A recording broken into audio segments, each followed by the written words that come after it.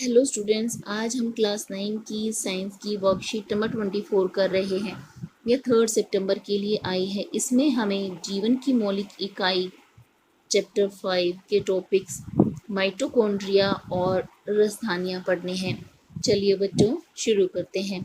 जिज्ञासा दीदी, कोशिका को विभिन्न जैविक क्रियाएं करने के लिए ऊर्जा कहाँ से और कैसे प्राप्त होती है? यहाँ ज्ञान जिज्ञासा से पूछ रहा है कि कोशिका अपने कार्य करने के लिए ऊर्जा कहाँ से प्राप्त करती है।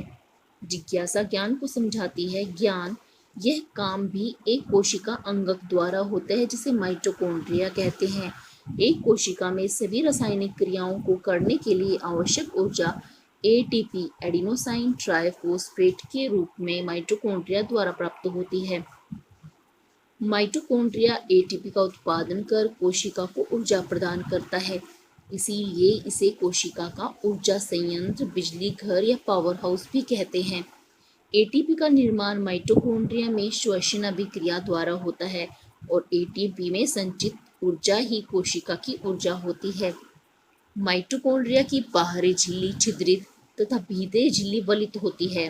माइटोकॉन्ड्रिया एक ऐसा कोशिका अंगक है जिसके पास अपना डीएनए तथा राइबोसोम होते हैं, इसलिए यह अपने कुछ जरूरी प्रोटीन स्वयं बनाता है। कोशिका को ऊर्जा देने के लिए एक कोशिका अंगक होता है जिसे माइटोकॉन्ड्रिया कहते हैं।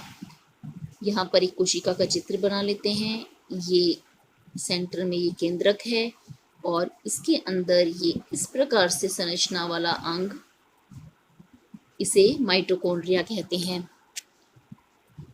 माइटोकॉन्ड्रिया के पास में दोहरी झिल्ली या दोहरी परत होती है। इसकी बाहरी परत पर छिद्र होते हैं और अंदर वाली परत वलित होती है। वलित का मतलब है बहुत ज्यादा घुमावदार। बाहरी परत से छिद्र होने के कारण अंदर इसमें पदार्थ जा सकते हैं और बाहर आ सकते हैं।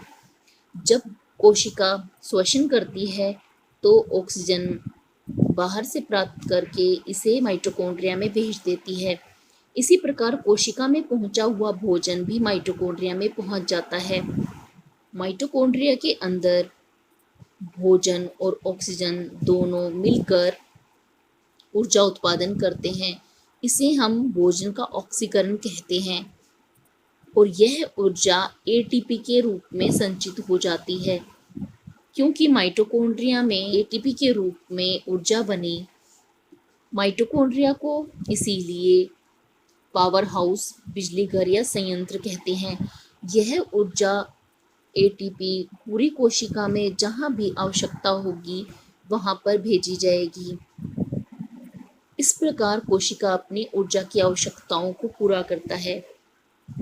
माइटोकॉन्ड्रिया का अपना डीएनए और राइबोसोम भी होते हैं, इसीलिए यह अपने लिए कुछ प्रोटीन भी बना पाता है। दीदी, पादप कोशिका में राजधानी का क्या महत्व है? जिज्ञासा ज्ञान को समझाती है। ज्ञान, हम जानते हैं कि जंतु कोशिका में राजधानियां बहुत छोटी होती हैं या अनुपस्थित होती हैं, लेकिन पादप कोशिका में यह बहुत बड़ी होती है। पादप कोशिका में राजधानियां द्रव संग्रहित करके कोशिका को कठोरता और सफेदी देती हैं। इसे समझने के लिए हम एक चित्र बना लेते हैं। यह एक पादप कोशिका है। ये पादप कोशिका की कोशिका भित्ति हो गई और ये हो गई कोशिका झिल्ली। पादप कोशिका में केंद्रक थोड़ा साइड में होता है। इसका कारण है कि इसके मध्य में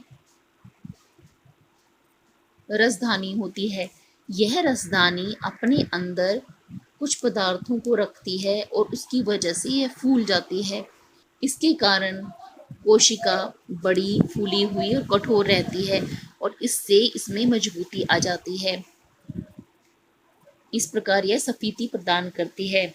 इस द्रव्य में पादप के लिए कुछ आवश्यक पदार्थ जैसे अमीनो अम्ल, कार्बनिक अम्ल, प्रोटीन, शर्करा आदि का संचयन भी होता है। ये सभी पदार्थ जैसे प्रोटीन, शर्करा, अमीनो अम्ल रसधानी में संचित हो जाते हैं।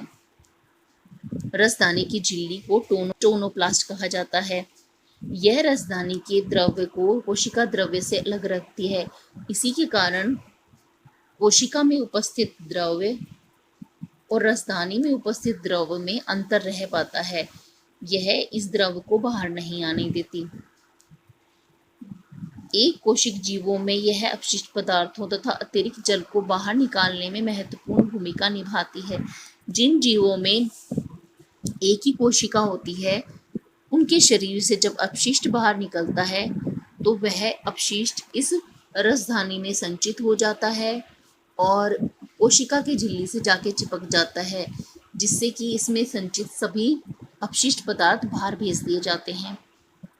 अब इससे संबंधित कुछ प्रश्न दिए गए हैं, स्वयं को जांचिए। माइटोकॉन्ड्रिया को कोशिका का बिजली घर क्यों कहते हैं? कोशिका के लिए आवश्यक ऊर्जा एटीपी के रूप में माइटोकॉन्ड्रिया द्वारा प्राप्त होती है, इसीलिए इसे कोशिका का ऊर्जा घर या बिजली घर कहते हैं।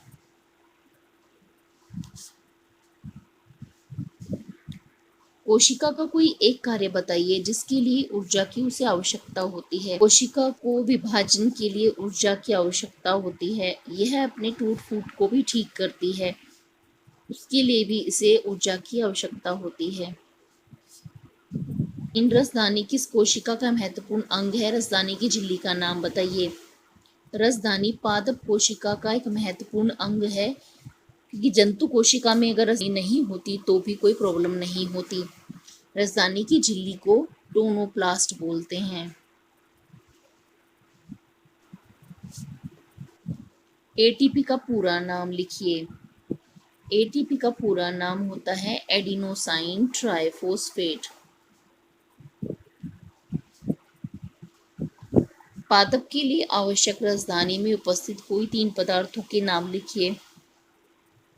पादप के लिए आवश्यक पदार्थ जैसे अमीनो अम्ल, कार्बनिक अम्ल, प्रोटीन, शर्करा आदि का संचयन भी रसधानी में होता है। आज की वर्कशीट में हमें इतना ही करना है। जल्द ही नेक्स्ट वर्कशीट के सॉल्यूशन के साथ मिलेंगे।